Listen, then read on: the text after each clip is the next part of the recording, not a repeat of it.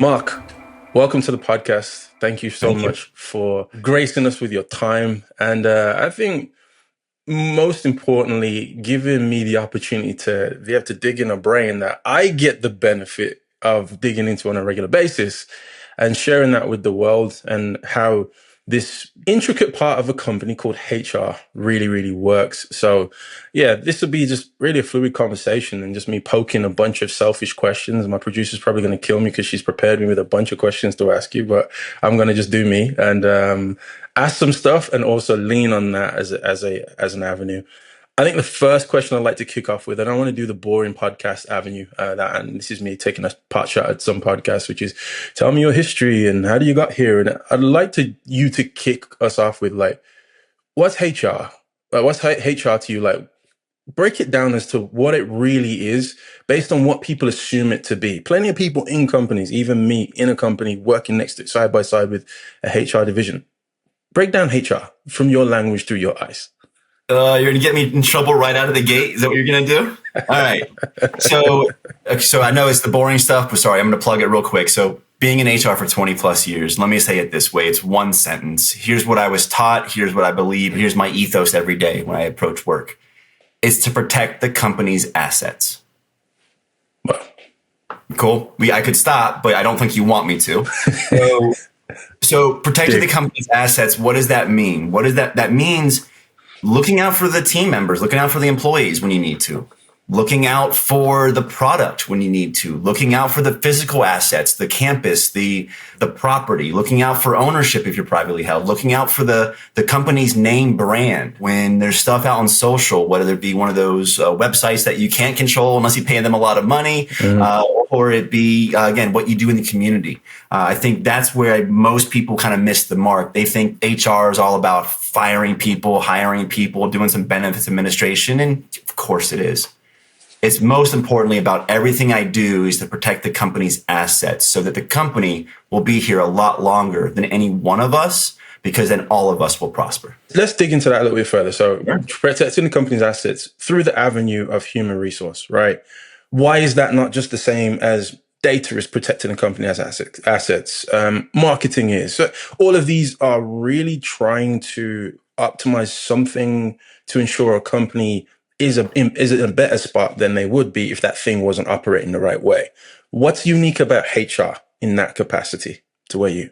Again, I'm trying to be direct as I can so you can dig on me, my friend, because HR deals with people and you can't necessarily Google people. You can have the experience with people, have some understandings of personas and different methodologies of look and understand how people act and believe and think. But you can't really Google that each time, right? Where, no offense to my technology people out there, you can Google a lot of the coding and the writing of what they do. AI today, there's things that you can replicate and do in other departments that you just can't do in HR. So the way I've always looked at it is this way. When the CEO has a question about their budgets, they go ask the CFO. When they have a question about what's going on with technology, security, information security, that kind of stuff, data security, they go talk to the technology person. When they have a question about people and what the plan is for the next 5 years to make sure we have a succession plan, to make sure we have a strategy of how we're going to keep our top talent, they go ask the HR person. And I think that's what separates us, is you really just can't Google what we do on a daily basis, because people are people. They're just different every step of the way. So the argument is because they're the most unpredictable asset and also the one that can create the most damage in many ways. Hence, and your most protection. Yeah, it's the protection of the ultimate asset being the company. Yeah, that starts to make a lot of sense because okay, that makes a lot more sense. Again, you always hear the analogies for sports. Are you playing for the team on the front of your jersey or the back of your jersey? Right. HR is always playing for the front of the jersey, because you can have a lot more jerseys with people's names on the back if you do the right thing for the company in the long term. So again, it just goes back to, for me, is I'm going to stay true to protecting the company's assets all the way through, with the understanding the most important asset. I'm going to use your words. This is not me speaking, but the most dangerous asset, but your most valuable asset, in my opinion, is always your people. Invest in your people, do what's right by your people. There's products out there that sell themselves, but those products are still engineered by people at this point. Let's replay this in 10 years and see what AI gets us. But but right now, my answer is people, my friend. No. That's it. This is super interesting. So where would you say skill development plays in all of that? So you've got this person. This person really is an investable asset, not to reduce the value of a human, but more so looking at it as, okay, if we try and make it analogous with investment and an asset that you'd invest in, you've got a human being who can go up and up and up in value, or become a bit of a risk in value. And I think the ultimate equalizer with all of that is the skill that they have and the skill that they can develop. Where does skill development come into all this, particularly through a HR capacity? For me as an HR, so I'm going to keep my HR hat purely on here, protecting the company's assets. When you think about skill development, I use the word selfish on purposely. The HR person is going to selfishly create a skill development process or talent development strategy or whatever to ensure the company has the skills that it needs to survive. Right. I want to be really careful because I just took the person out of that. Interesting. I think that's the magic of an HR person, by the way, is truly understanding the needs of the business and understanding where the business needs to go and the skills that needs to get you there. Just like a technology person understands the technologies and the softwares and the hardwares to get us there. Right. I'm going to understand, we HR talent are going to understand the skills that need to support the business. Yep. But now we're going to plug people back into that equation. So I hope that answers your question there. It absolutely does. But does that not open up then the avenue of a conflict of interest? You got people who are very people first, and people first people are not always company first people, although company does include people, if you think about it in many ways. So you now have this kind of conundrum or this crossroad where people are like, well, I want to help people get better for the benefit of just the people. Whereas the company's like, well, we got to go in this direction over here. And you, HR, have got to protect our assets and essentially protect our asses, i.e. our future as a company. If you're kind of out for the people, that could be a conflict of interest in being for the direction we're trying to go as a company. Doesn't that put a very unique kind of skill set around the HR person itself, where they've got to try and learn how to balance those two interests? You just used the word I wanted to use there, was balance, my friend. It is truly a balance where please don't take anything I said or will say today as me not caring about people or not wanting to invest in our team members, not wanting to see each and every person flourish. I want to teach people how to do my job, so eventually they take my job, right? That's right. Of course.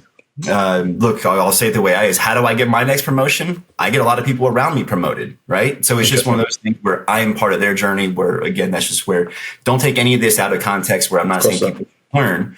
But at the end of the day, as an HR leader, I am not here to develop people at the detriment of the company's assets. Interesting. Right. So I don't know, we'll get into a lot of stuff, I'm sure, but just, double click on there is when you think about what someone's worth. Mm-hmm. Such an important thing. And I think people are worth so much. Mm-hmm. HR vision on that, a true HR leader's vision on that is, what is that role worth to the company? Right. So when you think about those skills, and this is where we get into a lot deeper details, when you get into those skills and the needs, it's going to start with the company. And then you layer back the people into it. And that's where it gets, again, back to your piece. That's where the magic for an HR person really happens. I'm going to take a stab at some HR people here. I'm really sorry if I offend anybody. Those HR individuals that live just for employee experience, one, I'm either jealous of you because of your company's budget. Two, probably not living in reality of what an HR person truly deals with every day. It is truly, truly a balance of those two worlds. Very, very interesting. And I think, all right, this is a unique perspective, I would argue. And therefore it has a story behind it. What's yours? Like 19 years in a very, you will know everything, every intricate carpet color, wall change, business change, person change. If you're with any company for that length of time, it's very rare as well for people, I think, or it's not as common anymore to see people in roles for this sort of amount of time. Tell me, like, what's your story? How did you get here? And how did you evolve towards seeing it through this lens? Did you always see it this way? You know what I mean? Like, tell me your kind of background.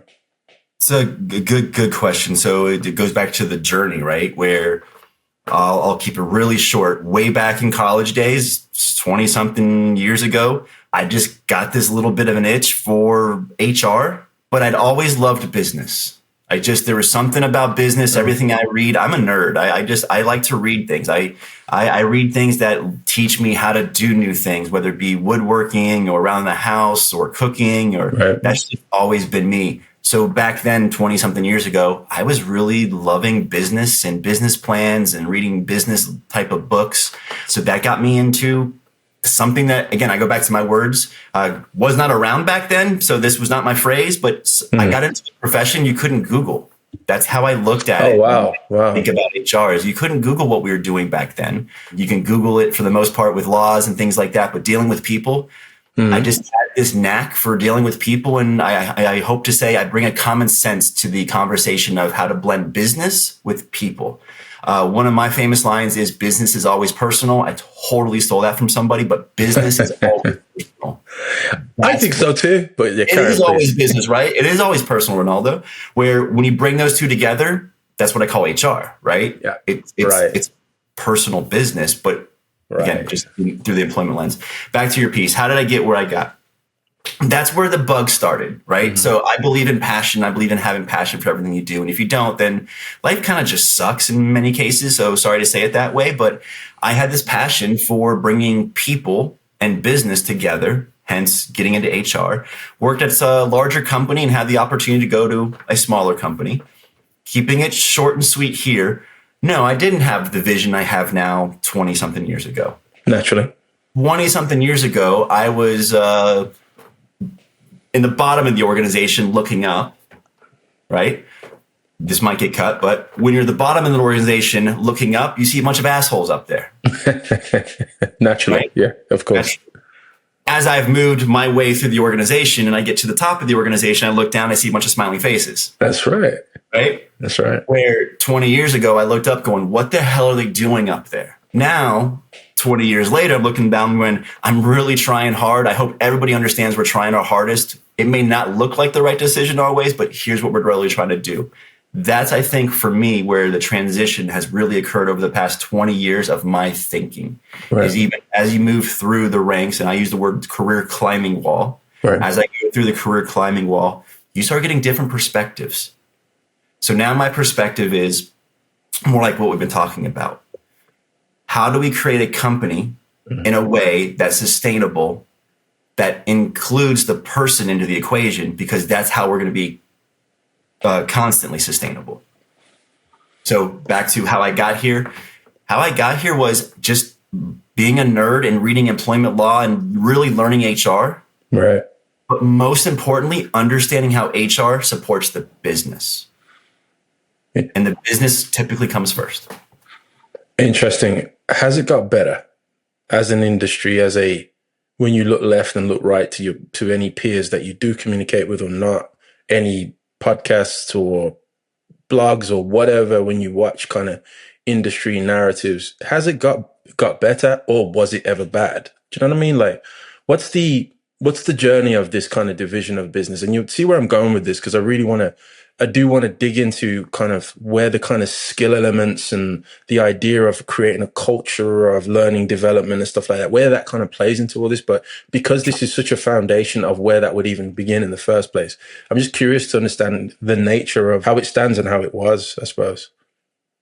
So as a person, I try to stay very positive in a lot of the things I do. So I'm going to pick on one of your statements, right? Is, was it ever good or was it ever bad? Where I take that differently. When I look at, especially in the working relationships, I actually take the assumption that most people, everybody, are trying their hardest and they're doing what they think they should. So I'm going to say that again. People are trying their hardest and they're doing what they think they should. If I approach it that way, I would say we were never bad. We've always just been trying hard as an HR profession. That being said, what I see personally, just like with any profession, is you've been doing it for so long that you now overcomplicate everything.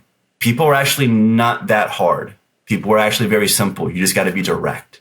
So when we're using HR jargon and big company slang and all these, people are seeing right through that going, wow, that's someone's really overcomplicating the profession.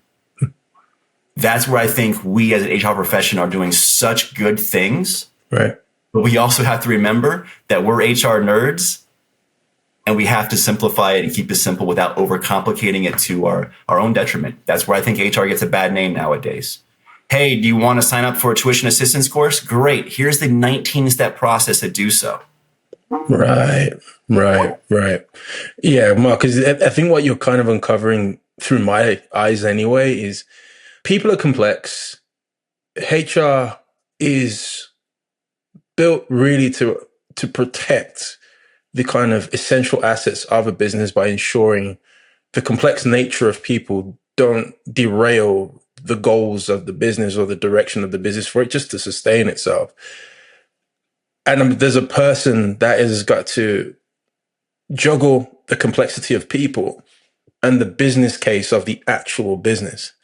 That's a kind of unique individual, but I don't think people would typically assign that to HR. It's kind of like, hey, you know what? HR is just the people who kind of are people who deal with people. You know, in my ignorance, that's kind of how I would assign that from the outside. But you uncovering that it's far more than that. Do businesses know this? Do you know what I mean? Do businesses know this in order to try and pick the kind of head that would need to actually lead such a valuable division that has such a valuable impact that nobody realizes how much impact it actually has? Even the colleagues of the company itself and the people who probably oversee HR above it, who HR rolls up to, don't actually understand all of its value. Do you know what I mean? Like you're basically saying there's a raw cut diamond. There's a raw diamond that's not cut that nobody knows how to really mine, and nobody knows how valuable it truly is. Do you know what I mean? It's kind of like interesting. I would say the same about a social media expert 7-10 years ago, right? Like, true. It's one of those things where I don't know if the true value is ever going to be seen if they're not leveraging the resource that it really provides. So here's where it gets even more intricate, right? Because the type of company will determine the type of HR leader they need. If you're a very, very large organization that has hundreds and thousands of people, you can't provide as much latitude and longitude to the workforce as you can if you're a 100-person company. The word I wrote in my note here real quick when you were talking was the HR person has to even go deeper going, what type of company are we? What size are we? Can we provide hard lines, guidelines, or no lines? That runs through policy. So when I say hard lines, guidelines, no lines, just give you a quick example. I always use the example of a dress code policy. Right. If you're 100,000 plus employees, your dress code policy is probably 4 pages long, and there's very black and white things of what you can and can't wear. By the way, those out there in safety totally understand why you have to have those very strict policies. Totally get that. Right. Where a smaller company, their dress code policy, especially with the remote workforce or in a safe environment where they're more of a call center or something, their dress code policy might just say something like dress appropriately. Interesting. So again, I go back to the HR person has to kind of understand and weigh out those risks back to balance of employee experience, protecting the company's assets, where again, I don't care about the employee's experience if someone's operating heavy machinery and they could lose their arm because their clothing got caught in it. Yeah. The employee experience is I'm going to keep you safe. Where if we're in a call center and we're sitting there in nice air conditioning weather and stuff like that, you know what? I'm probably not going to make you wear jeans and a full sweatshirt every day to work, but dress appropriately, please. Yep.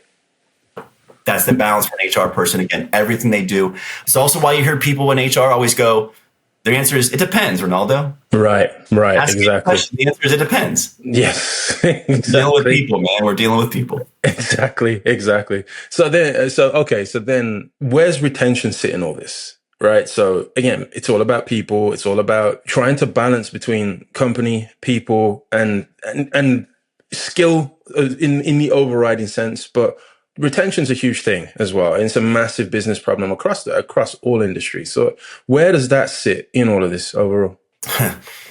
I mean, as an HR leader, retention is Yeah. probably something whether we may not talk about it every day. It's kind of what we think about every day and where we kind of live. Right. I could go through all the stats of it, how long it takes for you to replace somebody and how much it costs the company. Yeah. For sure. Yeah.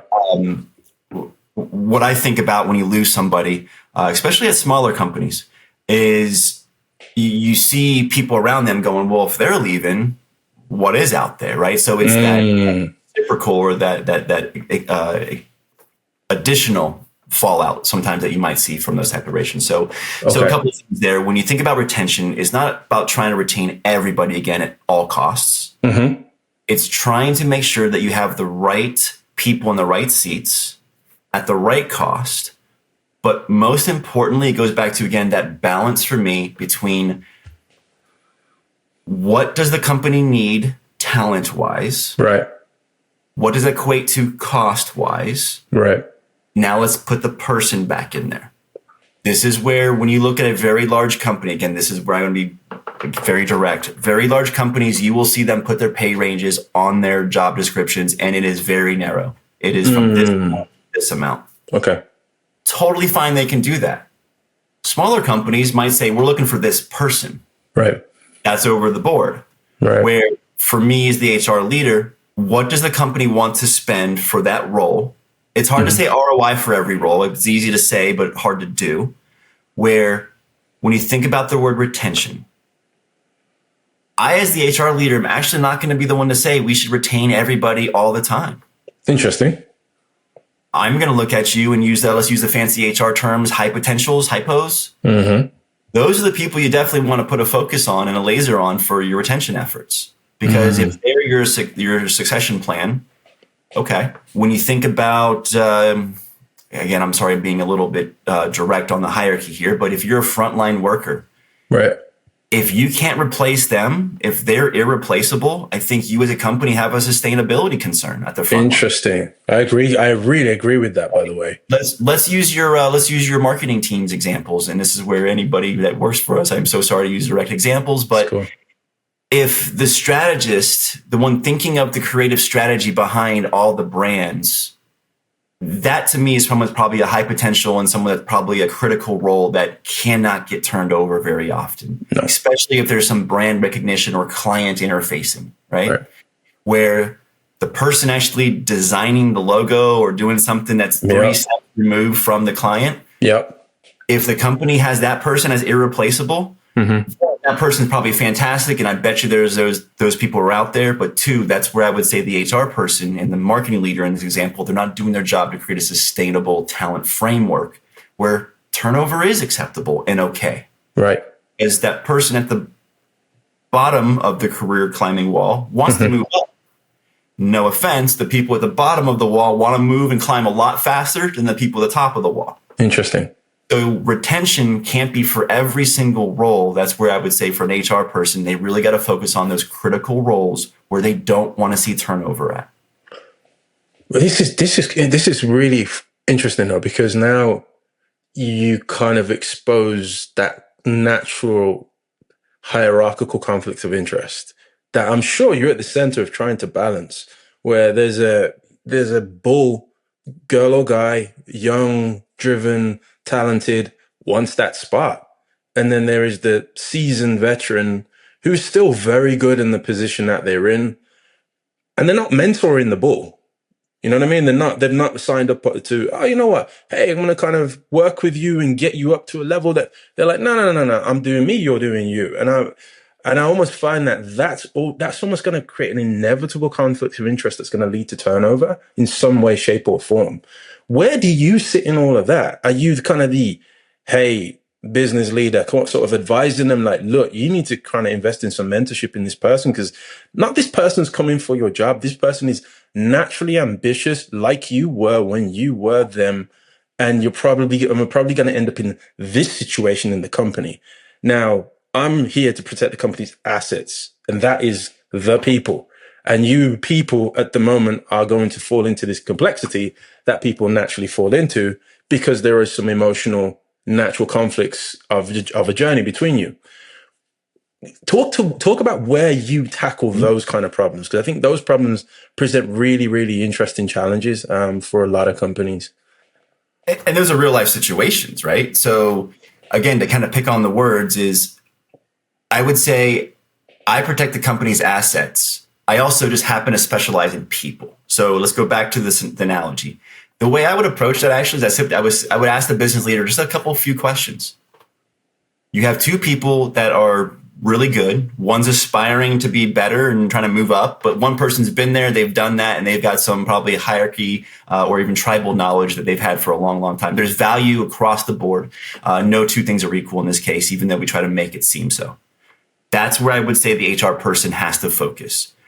It is never equal. You can't look at me and say all things are equal, now choose. Right. Just not true. So let's go back to where the HR person. The HR person is there to protect the company's assets. So let's ask company-related questions. Okay. What are your goals over the next 30 days for this role or this person or this? Well, again, we got to be careful here, right? Because I'm going to make kind of an assumption here is I've got two people and I've got maybe one role or one future role. So I got to pick who goes in the role and I got to figure out who's going to get mad and leave, right? So it's almost those things where I go back to asking those business-related questions. What are the goals of the role, or what are the goals for the next 3 to 6 months that you're trying to hit? Who has those skills? Who has that knowledge? I want to be careful because this is where the HR person they have to remove the person from the conversation. Let's get personal. All right. So interesting. HR people out there, I'm going to use the word, the crazy D word, discrimination. Mm-hmm. Right? If I start asking you more about the person too early into the conversation, discrimination could actually start tending to bleed into the conversation. Wow. Right? So you got to be objective always. Almost. I mean, I have to live there because again, if two things are equal, well, then let's get more there, but, well, not discriminatory, but let's get more about the person. But two things are never equal. Right. Again, I'm talking a little flippantly here because we're not talking about people's job history where they've jumped jobs every 6 months. We're talking about a hypothetical situation where I've got two employees who sound like they're performing well, but they're trying to go again. This is where again everything depends in HR. So give me the full piece and let's have a conversation where in this one example, I would say it this way. The HR person has to look at the hiring manager or the manager and go, what are your goals for this role? Again, going back to the business, protect the business assets, right? Now, where the HR person truly shines is when they say, great, we figured out what this role needs and we figured out this person probably matches that description better, right? And some of the personality does come in there if there's a team atmosphere. But again, that's the first check mark is let's check the box to say this is the right person for that role. Okay. Now, your point, if the HR person is good enough and they foresee that the second person is going to get pissed off and leave or whatever, now it is my job to figure out how I can try to minimize that impact as much as possible. Right. Whether it's the, hey, look, here's specifically the reasons why we didn't choose you for the role. That's very important. Telling somebody why they lost and being specific about it is very important to keep their trust in you, right?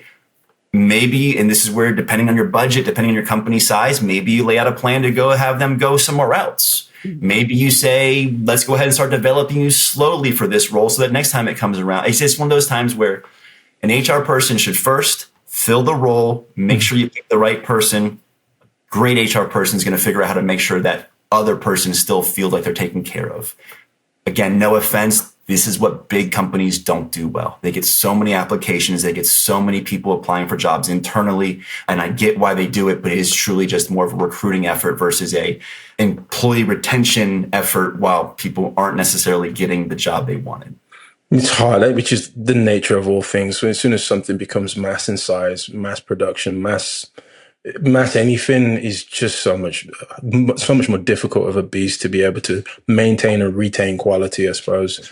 This really segues us naturally, I think, into career pathing and sort of where the HR person plays a role in that career pathing.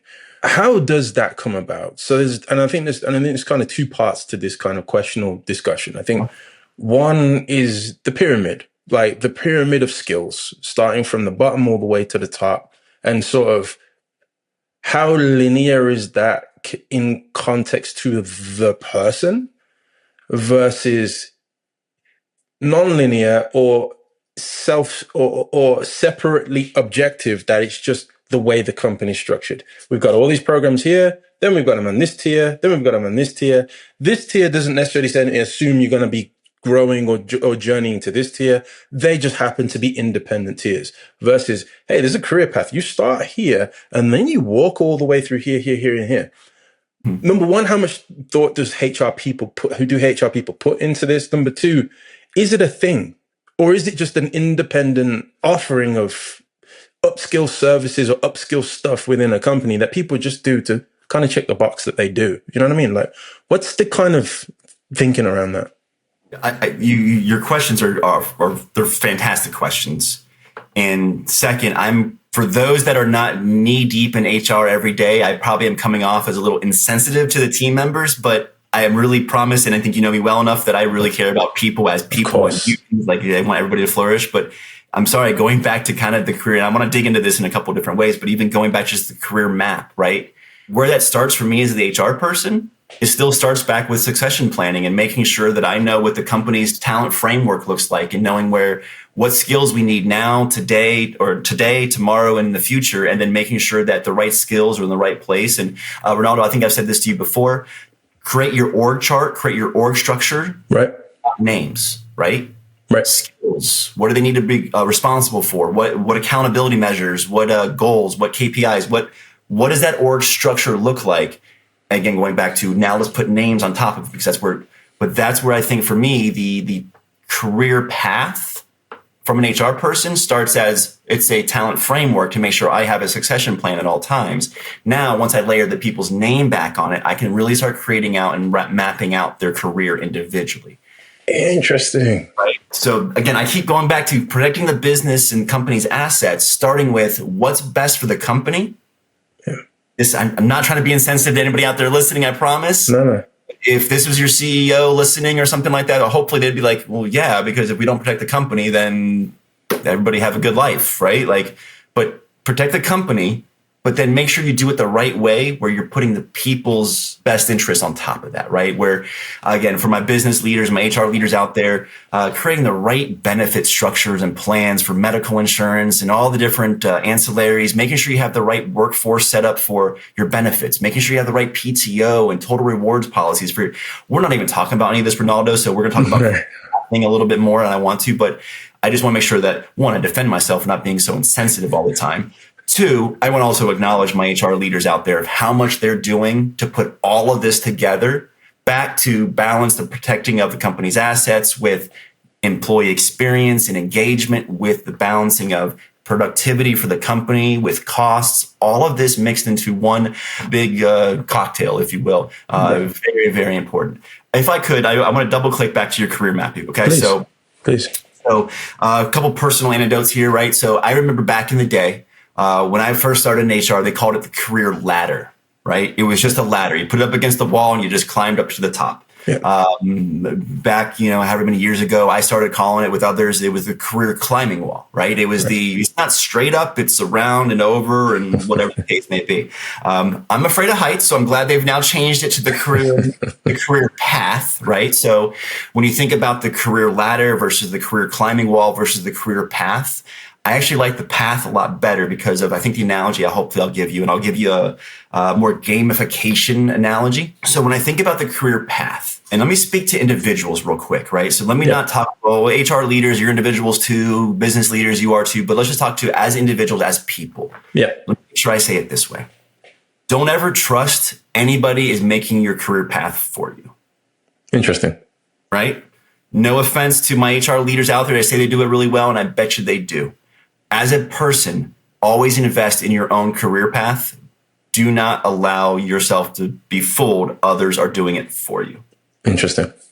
Unless your career path is in the same lockstep that theirs is and their career path gets better because of yours, that's different. But for the most part, don't bet on people doing it for you. So that's my first comment to individuals is make your own career path. So career path, right, is more the journey of how do you get to where you want to get. A career map is for me like more the visual. What does that look like? So I kind of want to spend some time in the career map because I think that's going to be more real current day for me. So I don't play enough video games anymore, Ronaldo. I don't have enough time. It's really frustrating. I don't play video games, but let's use the analogy. Okay. When you look at your career, think about the game map that you're looking at. Cool. A lot of people think about a career path is just your way forward. Mm-hmm. I would also ask you to think about where you've been. I think where you've come on your path and your journey is important for the overall map. Mm-hmm. I think when you look at the map and you think about some of those games out there that you're like, ooh, I would like to go over there and conquer that land, but I can't. It's off limits until I achieve this goal. Mm. I had to make that same analogy for education. Well, that career over there is off limits until you get this education or until you get this experience. Right. So think about a career map, gamify it a little bit. You're starting here and you want to get over there. Okay, well, how do you get there? Well, you got to achieve this goal. You got to do this. You got to do that. You got to do that. Right. That for me is where, when I think about as an individual, a career map, again, put it on a game map. You always hear me talk about education, experience, and exposure, right? The 3 E's. So those 3 E's will unlock different areas of your map. Now, again, on that map, hopefully there is a career target and a career goal. Right. But then that's where it goes back to now write your career path of, okay, I need to get this role. I'm in this role now. In order to get to the next role, I need to get these skills. Again, that's from an individual level. Just that's how you should always be mapping that out for yourself. Okay. This is really insightful. So now, do companies follow this, I suppose, philosophy or paradigm in many ways, where look, the starting point is, and you tend to find these fundamentals in a lot of small businesses. What are the functional roles? What are the functional areas? What are the roles in those areas? Don't use names. Look at the function. Look at the business objective. Look at the functions that are needed to achieve that objective, and look at the roles that are involved in order to deliver those functions. And it sounds like that's the lens that you're looking at all this through. And in doing so, then you as an individual can kind of career path yourself, because you know the roles that overall do exist, and you know the gateway or the barrier between achieving each of these roles, because there's a skill set that's required, and you go to do this course or these things that we offer to get to at least be a candidate for this spot. Do companies think that way though? 100%. You know what I mean? And do HR people think that way who are serving companies? And I say this because the listeners here may be like, I've never heard that before. I didn't know I would create my own career path. I didn't know really these roles were created without a person necessarily in it, but actually as a objective role that I can then skill myself up to be a candidate of. Maybe people don't even know this. So I'm just curious really is this a known thing? I would say yes, HR people and business leaders do this as long as it benefits the company's future success. Okay. Right. Again, I want to be really careful here. So I'm not trying to be flippant when I say it, but I'm not going to create career paths and journeys and maps if it's not going to benefit the company's future success. Now, again, to my HR people out there and anybody out there really is, yes, employee engagement, employee retention, employee satisfaction, all of that is part of my future success. But the more that I tweak job roles, job descriptions, job expectations for a person, the more unique that role becomes, so that I can never lose that person. That's right. Yes, yeah. They're becoming too valuable to replace. They're becoming irreplaceable. It's the worst situation to be in my opinion. Again, it goes back to it depends. Is that person your visionary leader who's never going to run out of ideas? Of course. Or is that the person that's been answering the phones for the company for 15 years and wants to be CEO one day? Like it depends every single time. Does it depend? They tried to replace Jobs. Hey, don't get me wrong, they brought him back, but it sounds like everybody's everyone's up for slaughter in many ways. Like it's not really. I do believe it does depend, but I also believe in many ways that ultimately everybody in some way is replaceable, but replaceable at a deficit if you don't do it the right way. And I think what you're outlining is, okay, why don't we just make the role always as valuable as it can possibly be to a company?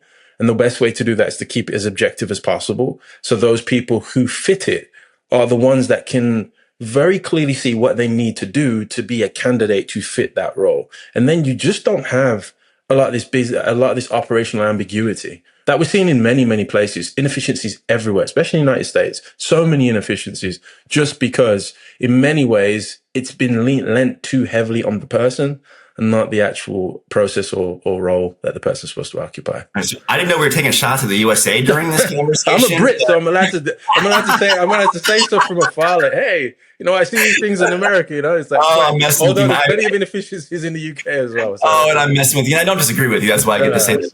I don't disagree with you.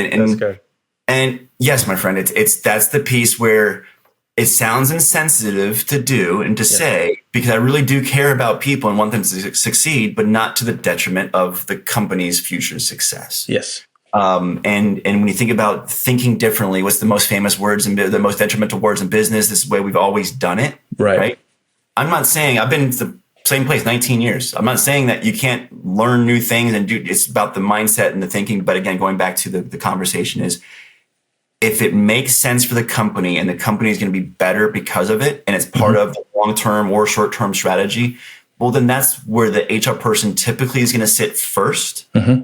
And then they're going to layer the person or personality on there because it's always personal. Here's one thing I will say, and this is where, again, every HR person out there, you may have a different role, any business leader thinking differently. The one constant that I typically see at organizations is somewhere in that hierarchy, eventually you're going to get to the business-minded thinker going, wait a minute, it's not employee experience at all costs. Right. That's where I would look at you, Ronaldo, going, you said this to me a few times, well, do you just think differently as an HR leader? Maybe, but I also say, depending on the role of that person in the company, but no matter what, eventually the way I'm talking about this, I think will get up to the decision maker going, ooh, before we increase our benefits by X percentage, what is the retention rate going to go up by? Eventually, that's going to happen when there's going to be that ROI conversation. That's where I think the sooner an HR person can start thinking about that, the better they're going to look, right? So how does an HR person win? Well, retention rates go down. Some of these things that even we can't necessarily control, but all those lead measures that we take to hopefully get policies in place, procedures in place, making it a good place to work. All those things an HR person can control that we're doing. I do want to underscore though, and I want to put a pin in tuition benefits or tuition assistance. Cool. Mark, is it a conflict of interest or not? Do companies really want to do this? I don't know if you're going to get in trouble for saying this out loud, but a big part of what we're trying to solve as Bisc Amplified is we're trying to essentially to encourage companies to invest in their staff, which is going to involve tuition assistance and tuition benefit.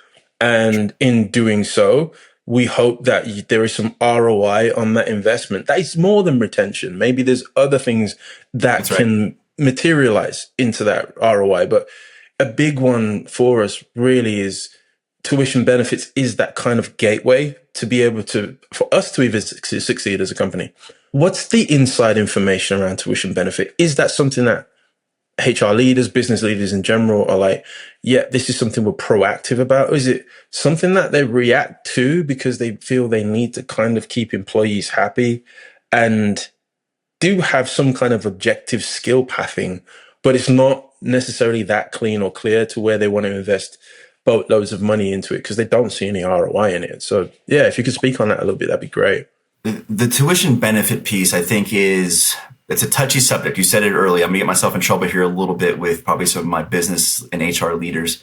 Sure. Where it's a touchy one because everybody wants to say they have it and everybody wants to say they do it. You'll see some big, large companies doing some fantastic things with the tuition benefits where they're giving degrees or education benefits, tuition benefits even to spouses and dependents for free, or some are creating their own universities and sending people. It's fantastic anytime anybody is investing in people's education, right? Because education is forever, right? So that's the thing I would say from a human feeling standpoint, everybody wants to say they have it. Okay. From a financial acumen standpoint, it's a dangerous conversation, because if every single person in the company fully utilized their tuition assistance benefits, or tuition benefits, I should say, assistance or reimbursement, Right. that is a true spend for the company. Unless you are an education provider, like an institution, you are having to spend dollar for dollar on the tuition benefits. Now, again, we can sit here for a couple of days and talk about, is it reimbursement? Is it 50%? Is it 75%? Right. Is there a payback period? At the end of the day, it's all true spend for the company. Right. Or say do gap, right? Mm-hmm. I say I want everybody to have tuition benefits and everybody to use their tuition benefits. Mm-hmm. But what a lot of companies do is they don't advertise it every week in their flyers. They don't put it as part of their quarterly review board meetings. They don't include it in someone's learning development plan. They do put 10 steps in between. They do limit the number of courses. Again, I want to be careful because I'm giving you some of the examples of policies. When you look at a lot of these things, you'll see that they're actually constricting because, no offense, again, it's true dollars. Right. So fiscal responsibility for the HR person is, I can't drain all of our EBITDA funds into tuition assistance, even though it's what I would love to do for our employees. That is not my job to protect the company's assets in that manner. So it almost sounds like a favor. Like, as in it's framed as a almost like a carbon footprint obligation more than it's actually an ROI-driven mechanism. Because, to your point, no, we're spending actual company money, and therefore, if we're spending company money, like if you do in any division, there has to be a return, or there has to be something that is measurable. And I don't think it can be just as ambiguous as retention. Hell yeah, let's spend $250,000 to spend $150,000 to get retention. No, I think there's a very clear roadmap and an argument as to why that $150,000 to this cohort or group or available amount of people will probably lead to this better retention. So because I don't think it's just a retention argument, where is the ROI thinking argument in it? Because I think we can solve for it, but I'm so curious to see how the lens of people who are managing the budgets and managing this conflict of interest area, how they kind of see it. So, you know what I mean? Like, where is the ROI argument, like, off the top of your head? So the simple answer for you is because it's the right thing to do. Like, ROI, yes, I 100% agree with you, man. Right.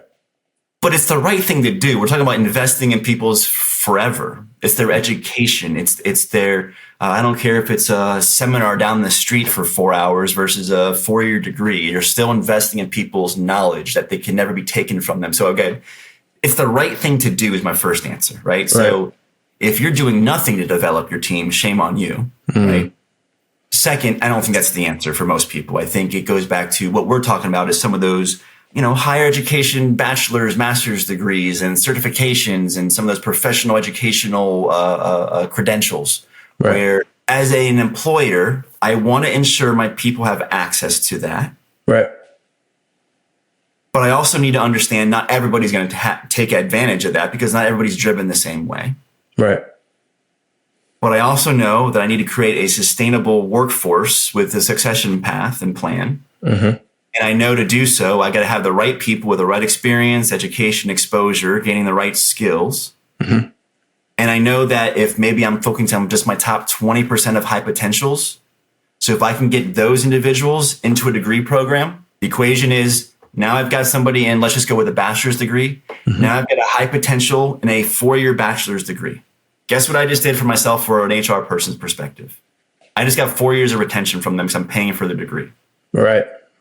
Now, at the same time, they're learning. Maybe they're a finance person or something, and they're learning financial acumen pieces that we don't have already in current knowledge, or they're in marketing, learning new marketing tactics, or whatever they're doing is being applied right back to the organization.